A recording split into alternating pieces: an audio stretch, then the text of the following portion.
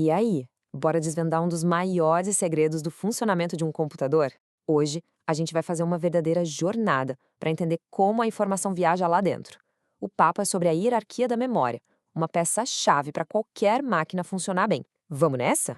Sabe, é uma pergunta que vale a pena fazer. Quando a gente clica num ícone, como é que o computador sabe, assim, na hora, o que fazer? A resposta para isso, na verdade, está numa dança super complexa, uma coreografia entre o cérebro do sistema e os vários tipos de memória que ele tem. E é exatamente essa coreografia que a gente vai decifrar hoje. Bom, e quem rege toda essa orquestra de dados? Ele mesmo, o cérebro da operação, a unidade central de processamento. Vamos começar por ela. A CPU, ou processador, como a gente costuma chamar, é basicamente o cérebro de tudo. A função dela é bem direta: pegar os programas que estão guardados na memória e executar. Ela vai lá, busca uma instrução, depois a outra e a outra, sem parar. Pensa nela como um motor que faz, bem, absolutamente tudo acontecer no computador. Olha só que legal essa imagem. Ela dá uma ideia geral de como as coisas se conectam. A gente tem ali a CPU, a memória e os dispositivos de entrada e saída, tipo teclado, mouse, enfim. E tá vendo como eles se ligam? Essa conexão é tipo uma superautovia de informação, que tem um nome: barramento. É por ali que a CPU fica o tempo todo batendo papo com a memória, buscando e mandando dados sem parar. Ok, mas aí a gente chega num ponto crucial. A CPU é absurdamente rápida. Ela processa bilhões de coisas por segundo. É muita coisa. E para conseguir manter esse ritmo frenético, ela precisa que os dados cheguem para ela, assim, na hora, instantaneamente. E é isso que nos leva para a memória mais próxima, mais íntima dela. E onde é que ela guarda esses pensamentos imediatos? Nos registradores. Pensa nos registradores como a memória de curtíssimo prazo da CPU. São pedacinhos minúsculos de memória, mas que são extremamente rápidos, justamente porque ficam lá, dentro do próprio processador. Eles guardam só aquilo que a CPU precisa para agora, para a tarefa que está rolando naquele milissegundo. Agora, saindo um pouquinho dos registradores, a gente encontra a memória cache.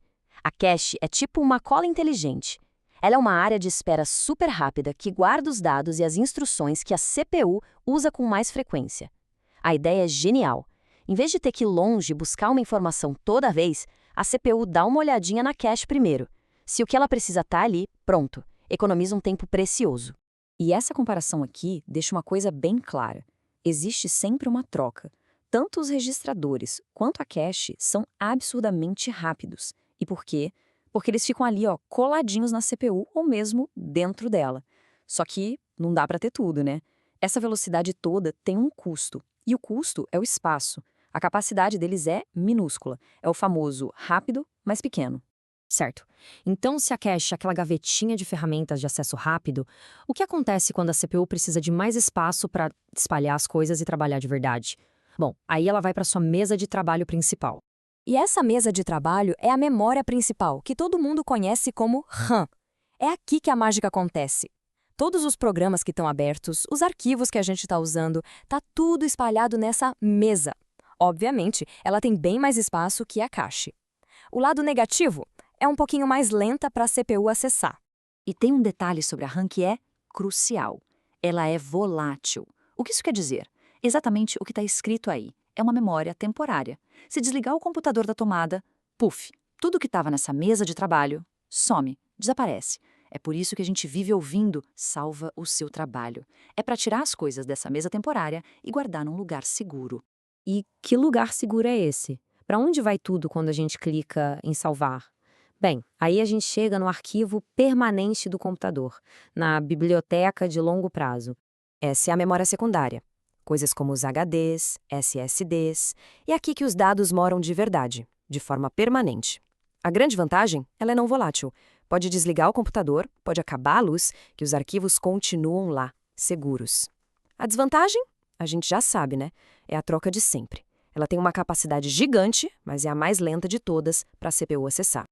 Ok, então a gente já viu registradores, cache, RAM, armazenamento, cada um com seus pontos fortes e fracos. Mas como é que o sistema consegue juntar tudo isso de um jeito que funcione? A resposta é um design simplesmente genial.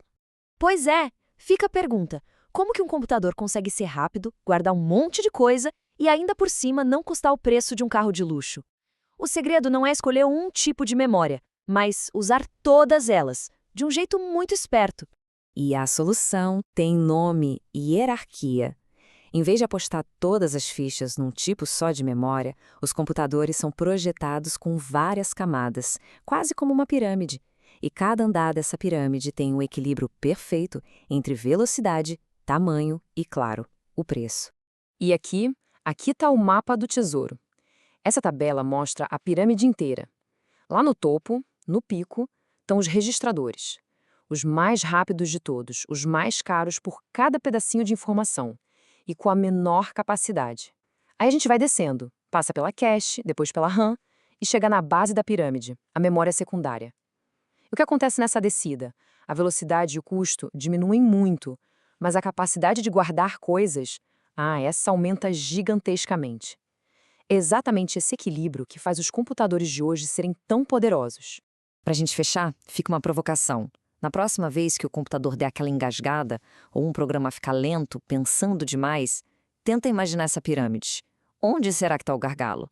Será que a RAM encheu e o sistema está tendo que buscar coisas lá no armazenamento secundário, que é bem mais lento?